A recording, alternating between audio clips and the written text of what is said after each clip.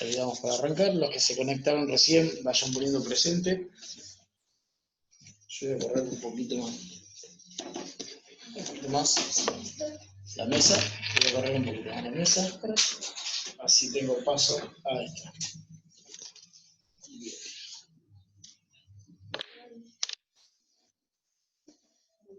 Vamos a borrar esto.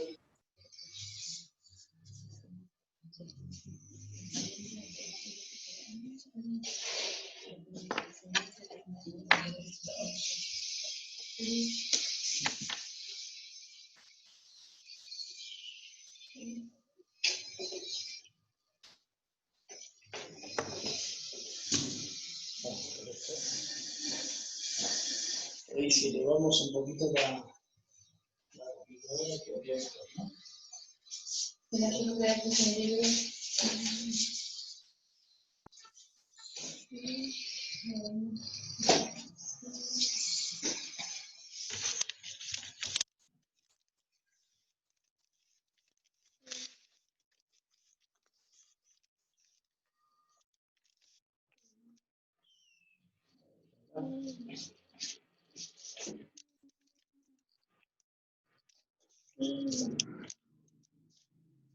Ahí más o menos, ¿no?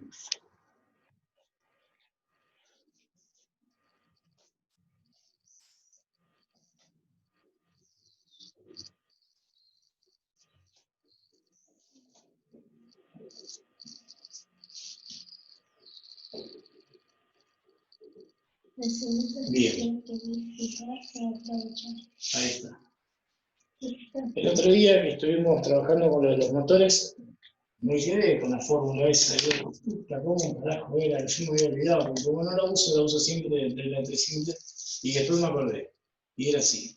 ¿Se acuerdan? Era S igual NS menos NA, porque no me podía quedar con la bronca. Después esto era NS por 100%. ¿Bien? Era algo así. Me acuerdo todavía porque me quedé caliente con la cuenta. Creo que era 1500, era un deslizamiento, me parece que del 4%, 5%, algo así. Bien. Podían hacer por regla de 3 simple o si no podían despejar esto. Y esto les quedaría. Ahora sí hago los pasos como corresponde. S sobre 100, o así. S sobre 100 igual NS menos NA sobre NS. ¿Está bien? Entonces, como era un 4%, estos los valores eran NS era 1500. Este era un 4%. Un boliche. Ahí está. Este era un 4%. Entonces, al dividir directamente S sobre 100, me quedaba 0,4. Entonces, a esto lo simplifico. Y ya directamente me queda 0,4. ¿Está bien? Y ahora esto, que está dividiendo, me paso para el otro multiplicando. Y ahí me quedaba la multiplicación de 0,4, me queda así. 0,4 multiplicado en S igual NS menos NA. Entonces ahora esto lo pasa por el otro lado sumando. Entonces me quedaría NA más 0,4 por NS igual NS. ¿Está bien? Y lo que yo quiero averiguar es NA, la velocidad sincrónica. Entonces esto que está sumando lo paso restando. Y me quedaría la fórmula al final NA igual a NS menos 0,4 por NS. En definitiva, vos multiplicabas 0,4 por 1500, le daba un valor, se lo reemplaza a 1500 y eso te daba 1440. Así era, al final me había batatado, me había olvidado cómo era el procedimiento y después que cortamos la clase no quería perder tiempo con ustedes acá, en la clase. Entonces cuando ustedes se fueron, me quedé pensando y bueno, y salí. Más tranquilo. ¿Lo pueden ver acá o no se ve bien? Sí, profe, Sí, se sí. ve bien. Se ve bien. Así sería la definición, se los debía y ustedes sacaron por porcentaje, que también es válido. Que de hecho yo, en vez de estar haciendo todo el pasaje, porque casi nunca me acuerdo que termina así, porque es muy raro que se averigüe NA mediante esto. Entonces, como es un pasaje, primero tengo que llegar a esto pasando así. Y antes de llegar a eso, digo, bueno, prefiero sacar regla de 3 simple y más rápido. Pero para que sepan que hay una alternativa, en el caso de que si les falta alguna vez un dato, lo pueden obtener. Esto es una manera de poder sacar. Bueno, punto y aparte, esto era la clase pasada, se los quería mostrar. Vamos a borrar, cualquier cosita les va a quedar el video grabado y va a estar dentro del plan. Listo, cumplido con ustedes con esto. Pasamos a los que nos competen. Bien, a ver, están todos los de siempre, sí, ¿no?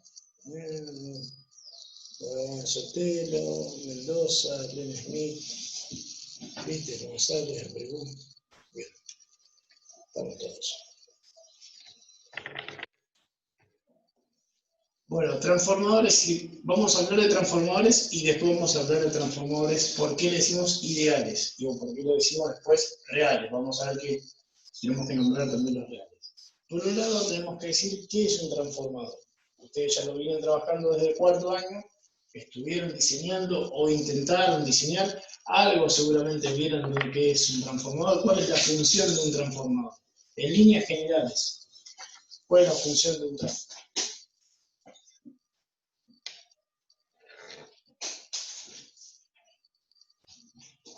Transforma la energía. ¿Cómo? Vamos, porque los técnicos no se quedan ahora. ¿Cuál es la tensión, profe? ¿Cuál es la función en líneas generales de un transformador? Regular la tensión ¿Cómo? o modificar la tensión. Modificar la tensión. Ahí está. Modificamos la tensión. Podemos agrandarla o podemos achicarla. ¿Está bien? Entonces, el transformador justamente lo que hace es una variación de tensión. Y con la variación de tensión también varían las corrientes y varía la potencia. Un poco.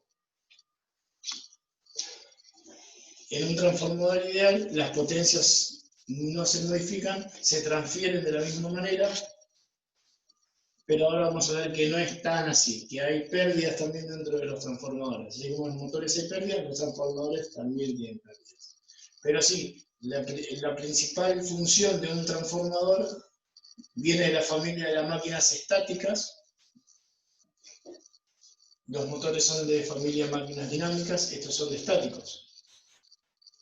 Quiere decir que es una máquina que está estanca, que no se mueve, pero sí produce algo. En este caso, una transformación. Seguimos transformando, tomamos energía eléctrica, se transfiere energía magnética y luego tenemos como resultado energía eléctrica modificada, por así decirlo, variada, ¿está? Y va a depender de varias cosas. Un transformador está constituido por un núcleo, es un núcleo de acero al silicio, generalmente están compuestos por chapas delgadas y vienen todas apiladas en conjunto y arman un bloque. No hay transformadores con un bloque sólido, justamente por el tipo de pérdidas que tienen. Para poder evitar las pérdidas magnéticas, pérdidas por histéresis, se colocan bloques muy finitos de acero al silicio, el cual termina haciendo un conjunto. Por un lado se encuentra la bobina primaria y por otro lado se encuentra la bobina secundaria. No importa si el transformador es un transformador elevador o un transformador reductor. Es decir, no importa si el transformador agranda la tensión o achica la tensión. Siempre se habla de transformadores con una bobina primaria y secundaria. La constitución del transformador no cambia. Sí puede cambiar la manera de variar la tensión. ¿No viste los otros fibrones? El rojo, el azul. Bueno, entonces vamos a llamar acá U1, o pueden llamarlo UP, y de este US o U2, ¿está bien? Yo claramente lo llamo U1 o U2, para que no haya confusión. Sabemos que U1 es del lado del primario, U2 es del lado del secundario. Lo que vamos a tener acá es cobre, que se va a encontrar enrollado, ¿sí? Y este enrollamiento se llama espiras, ¿está bien? Y a esas espiras nosotros le vamos a llamar N. N me está diciendo la cantidad de número de espiras, N1 y N2, ¿está bien? Las espiras del bobinado primario, las espiras del bobinado secundario. Esto así, si nosotros le alimentamos con una tensión alterna al lado primario, nosotros vamos a obtener una tensión alterna del lado secundario, ¿está bien?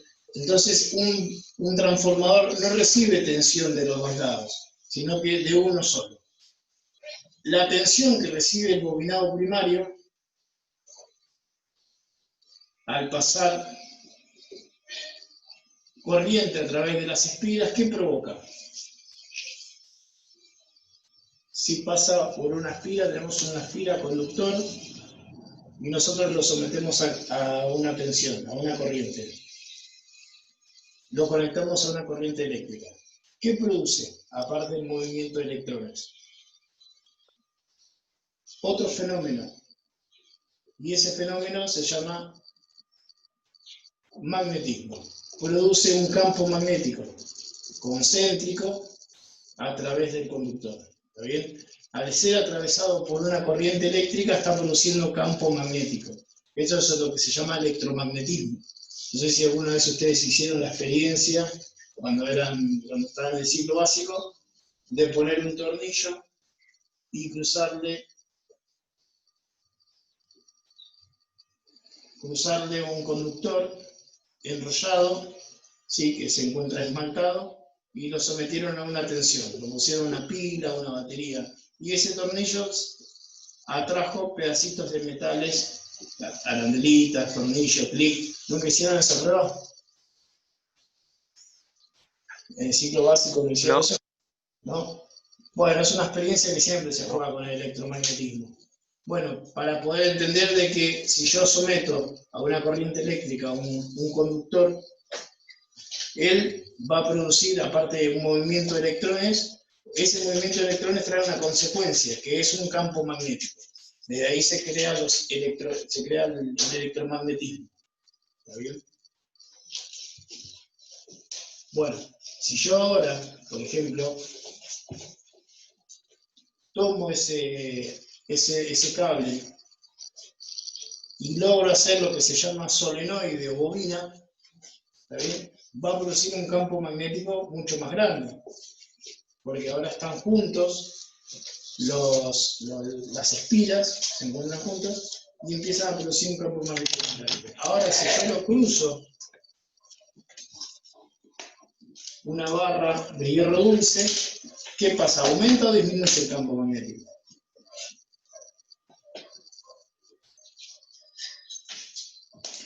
¿Qué creen ustedes? ¿Va a aumentar o va a disminuir el campo magnético?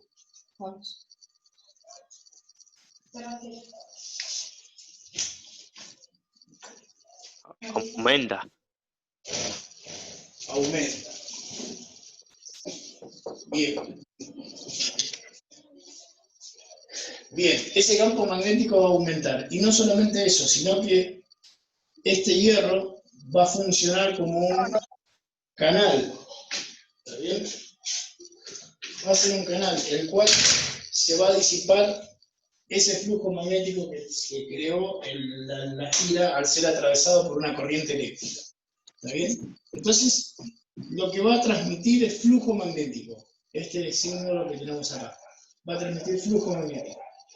Bien, si nosotros aplicamos corriente sobre un conductor, me entrega campo magnético, me entrega un magnetismo. Ahora, si nosotros atravesamos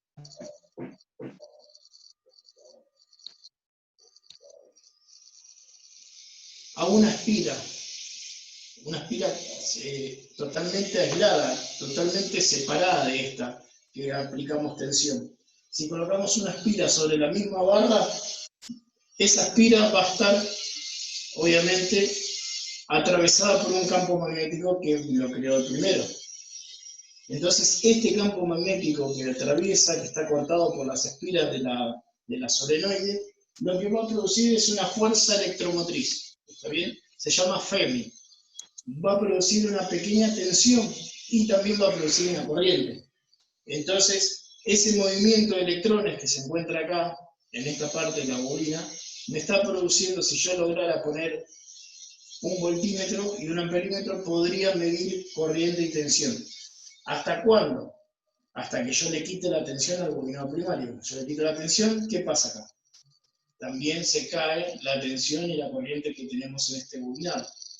Entonces se dan cuenta que el flujo magnético que atraviesa este bobinado es el que crea también una corriente o una fuerza electromotriz. O sea, tenemos dos maneras de producir, de entregar y dar. Nosotros podemos producir campo magnético a través o entregando una corriente eléctrica y podemos producir corriente eléctrica entregando campo magnético, o sea, la inversa.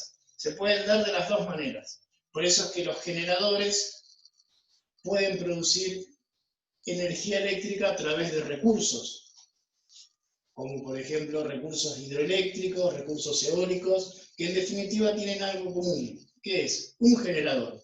¿Está bien? Tienen una turbina, tienen un generador. Tienen una olla de vapor de presión, tienen un generador. O sea, tiene turbinas que se mueven por viento, turbinas que se mueven por vapor, a presión, como en el caso de las calderas y de las centrales térmicas. También tienen turbinas que se mueven a través del caudal de agua, también por una energía cinética de una represa o un embalse que se larga el agua de manera cinética y que también produce movimiento de turbinas, que en definitiva terminan todos conectados a algo en común, que es un generador. ¿Y qué es un generador? Nada más ni nada menos que parecido a un motor, que va a tener bobinas en el estator, que va a tener el eje del motor, y este eje es el que mueve la turbina. Entonces, hace lo contrario que un motor. Yo al motor le tengo que entregar energía eléctrica para que me entregue energía mecánica. Yo al generador le tengo que entregar energía mecánica, tengo que lograr mover, esto tiene imanes, adentro de este rotor es de imán permanente, tengo que lograr mover de alguna manera este rotor. ¿Para qué? Para que produzca un campo magnético, y ese campo magnético se corte que corte el campo magnético a través de las espiras, y esas espiras producen fuerza electromotriz. O sea que producen la tensión a través de un generador. Acá es algo parecido, es como un generador también. Nada más que este es un generador de manera axial, rotativo, y este es un ciclo cerrado. Sale el flujo magnético, se dispersa a través de las chapas, cortan las espiras y vuelven nuevamente. ¿Está bien? Por eso los transformadores no son así, de esta manera. Pero más allá de que estén separados o estén tocando, se encuentran totalmente aislados. ¿Está bien? Eléctricamente se encuentran aislados. Por más que yo tenga un transformador, como el que hicieron ustedes, y bobina en el primero, y sobre el primero bobina en el segundo, por más que se estén tocando, se encuentran aislados eléctricamente, porque tienen un esmalte, el cual impide que el bobinado primario se toque con el secundario. Y si pasa eso, el transformador no funciona. ¿Está bien? Si hay contactos, si yo por ejemplo pongo para medir continuidad y el bobinado primario y las puntas del bobinado secundario me da continuidad porque está desviado el transformador. No debería pasar eso, deberían estar totalmente aisladas las bobinas. ¿Está?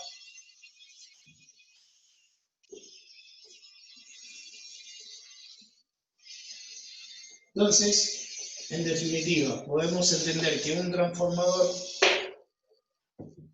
se lo somete a una de las bobinas a tensión, se lo somete a una alimentación, produce un campo magnético, ese se disipa y se canaliza a través del hierro dulce que nosotros tenemos acá, de la chapa que son acero al silicio, va a atravesar la bobina secundaria y va a producir una FEM, que es una fuerza electromotriz. ¿Está bien? Y esa la vamos a llamar E, E2. Vamos a nombrarlo como E mayúscula o E minúscula. ¿Está bien? E2. Y acá tenemos la fuerza electromotriz 1 y la fuerza electromotriz 2. ¿Está? Y ese flujo, ese campo magnético que se encuentra adentro, el que circula, es muy importante porque es el que va a determinar la cantidad de fuerza electromotriz que nosotros vamos a tener. Y después también lo que va a determinar va a ser con la velocidad que se mueve ese flujo magnético. ¿Está bien? Entonces también determina la frecuencia, porque esto es una corriente alterna. La alterna va a un sentido y vuelve, ¿está bien? Eso es una corriente alterna, no es como la continua que gira así de esa manera. Esto es como que va y vuelve, va y vuelve, va y vuelve, va y vuelve, pero en definitiva tiene un camino cerrado. Eso, esa oscilación que tiene se llama frecuencia. Entonces también va a depender de la frecuencia. Y hay otra cosa más que va a depender, que va a ser de la cantidad de vueltas que tengan las espiras. ¿Está bien? ¿Cómo nosotros podemos lograr cambiar la tensión si tenemos misma cantidad de espiras, misma frecuencia y mismo flujo magnético? Bien, entonces es correcto decir de que yo entrego 220 y si tengo mismas bobinas voy a tener 220 a la salida. Pero ¿cuál va a ser la diferencia? ¿Dónde yo voy a notar, dónde yo puedo lograr hacer la diferencia y la variación? Justamente en el número de espiras. Yo no puedo modificar el campo magnético que entrega el bobinado primario. Tampoco puedo alterar la frecuencia porque ya viene predeterminada en la red. Entonces, ¿dónde se encontró la vuelta para poder hacer la diferencia de tensiones? En las vueltas de bobina. ¿Está bien? Todo va a depender del número de vueltas de la bobina. La tensión o la fuerza electromotriz va a ser una variable entre las vueltas que tenemos acá y la velocidad del flujo magnético. ¿Está bien? Entonces varía el número de vueltas en el tiempo. Va a depender de eso, el número de vueltas en el tiempo. Depende de la frecuencia, depende del número de vueltas. ¿Está? Si yo quiero alterar o quiero variar la tensión en el bobinado secundario, simplemente tengo que ver las características de nuestro transformador. Por ejemplo, si yo acá tengo 100 volt, eso sería en el lado primario, y tengo N1, 30 espiras, y del lado secundario tengo N espiras, 60 espiras. ¿Cuánta es la tensión que yo voy a obtener? En 110. ¿Cómo? 110, profe. Muy bien, voy a obtener 110, porque al aumentar la cantidad de espiras, yo lo que hice fue aumentar la tensión en el secundario. Y fíjense que yo lo hice ahora de manera casi proporcional. Aumenté el doble, por lo tanto la tensión tiene que aumentar el doble. ¿Cuánto creen que va a aumentar?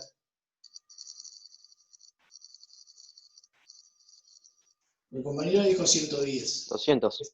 Bien, va a aumentar 200. Yo le había dicho que si yo tengo mismas características va a mantener misma tensión. O sea que si yo hubiese puesto 30 espiras, hubiese obtenido, lo más probable es que hubiese obtenido 100 volt, 99,9. Pero como yo aumenté el doble de espiras, y como es proporcional porque tiene todo igual, salvo que vamos a variar la cantidad de vueltas, yo voy a tener 200 volts.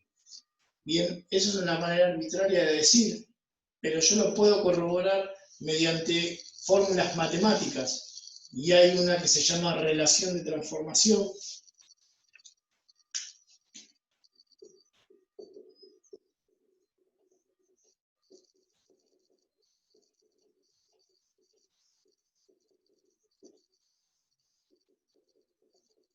Relación de transformación que viene dada por M. ¿Está bien? Y M es igual a la tensión primaria sobre la tensión secundaria. Y a la vez es igual al número de espiras del bobinado primario, N1, sobre N2. ¿Está bien? Ese valor no tiene un parámetro, no tiene una unidad. Es simplemente un valor. Pero sí sabemos que si es M, es relación de transformación. Es la relación que tiene el transformador a la hora de entregarnos una tensión aumentada o reducida. ¿Está bien? Entonces podemos corroborar mediante esta simple fórmula si nosotros estamos cerrados o no. A ver cómo que nos da. Por ejemplo, ¿puedo obtener la relación de transformación a través de N1 y N2?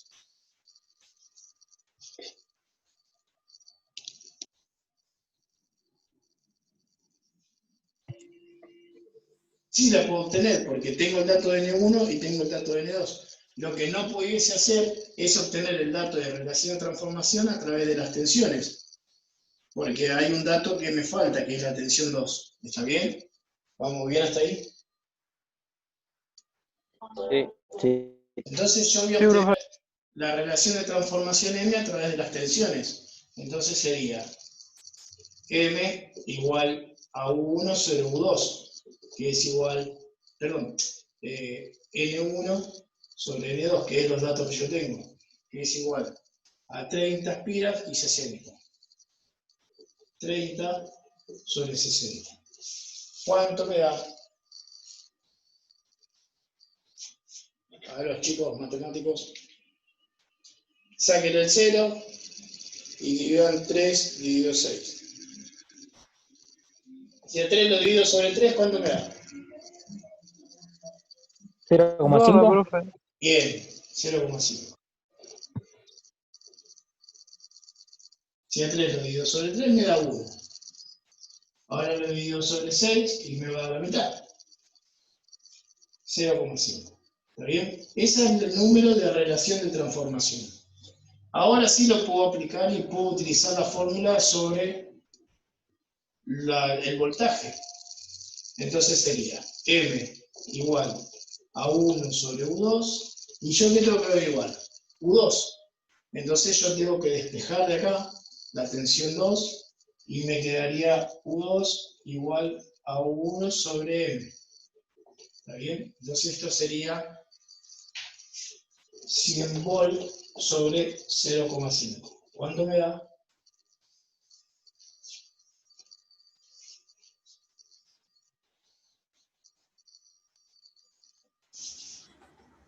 Y te tendría que dar 200.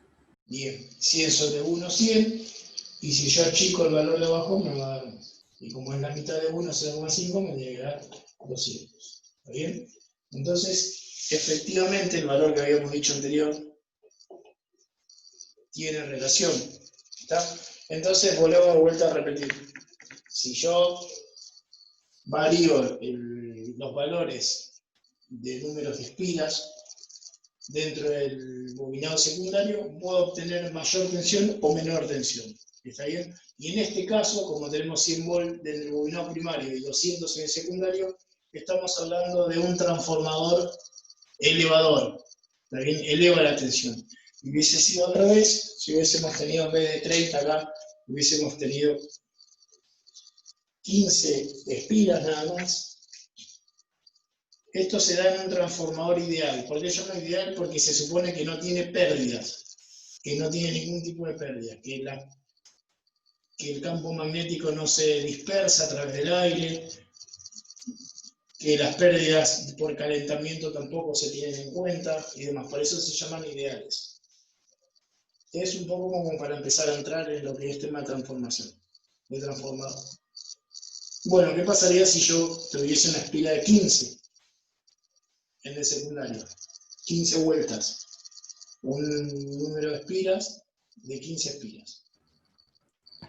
¿Sería un transformador reductor, profe? Exactamente, sería un transformador reductor. ¿Sí? La tensión que yo tendría en el valor secundario ya no sería ni 200, ni tampoco sería 100, porque no estamos igualando las vueltas, sino que sería menos. ¿Está bien? ¿Cuánto les daría a ustedes si tuviesen que hacer la cuenta? A simple vista, ¿cuánto les daría? 50. 100 y 50. Exactamente, les daría 50. ¿Sí? Puse números muy proporcionales justamente para que sea rápido para que se ejecute rápido la acción. Sería 50 volts. ¿Está bien? Pero si lo tendríamos que hacer acá, es muy fácil porque puedo hacer M igual N1 sobre N2, puedo dividir 30 sobre 15, ¿está bien? Me va a dar, si yo hago 30 sobre 30, 1, si hago 30 sobre 15, me va a dar 2, ¿está bien? Entonces yo vuelvo otra vez a hacer 100 dividido 2, me va a dar 50. En el caso que ya llegaría a la instancia de hacer las tensiones. Me queda U2 igual a 1 sobre M. 100 dividido el valor que yo tengo acá. ¿Está? Entonces por eso me dio 50 volts. ¿Vamos bien? Uy, lo tenía ahí a Misca esperando. Pobre.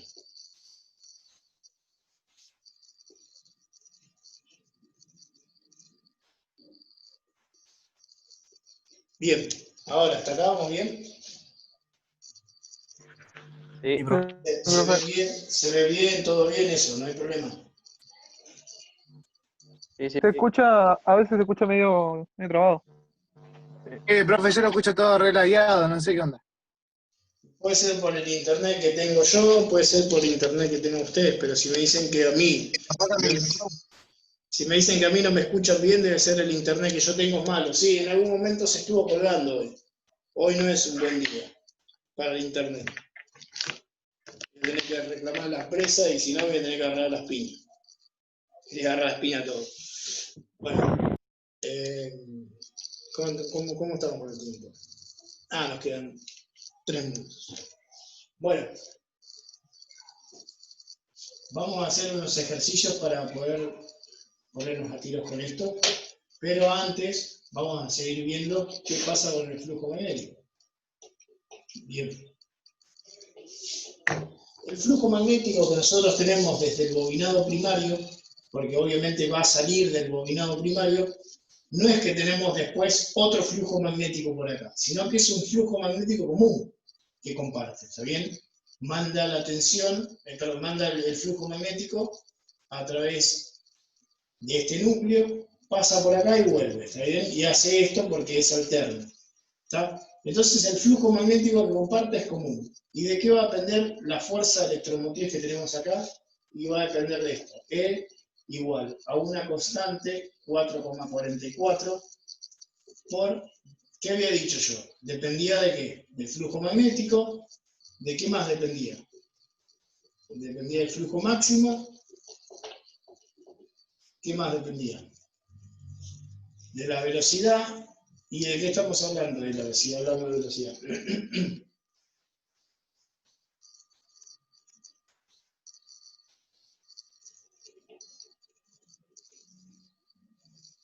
De la frecuencia. ¿Está bien? Dependía de la frecuencia. ¿Y de qué más dependía? La fuerza electromotriz de acá.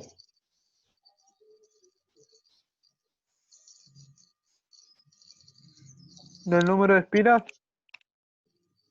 Bien, dependía del número de espiras. Perfecto. Ahí está. Bien, entonces así me queda conformado la fórmula general para la fuerza electromotriz. ¿Está bien? Va a depender de este número que es una constante, del flujo magnético común, de la frecuencia y también van a depender del número de espiras. Entonces podemos generalizar para la fórmula. Podemos decir, tanto para E1 como la fuerza electromotriz 1 o la fuerza electromotriz 2. Si es la 1, sería 4,44 por el flujo máximo común, por la frecuencia, que también es común, la frecuencia para los dos, por N1. ¿Está bien? Ahí está la diferencia. Y para la fuerza electromotriz 2, sería lo mismo, ¿no? 4,44 comparten el mismo flujo, es la misma frecuencia para los dos, nada más que varía el número de vueltas. ¿Está? Esos dos son las fórmulas, esta es fórmula general, esta para el bobinado primario y esta para el bobinado secundario. ¿Quieren ir anotando en su carpeta? Hasta que se corte, lo pueden ir anotando. Profe, ¿me repite cuál es la primera fórmula?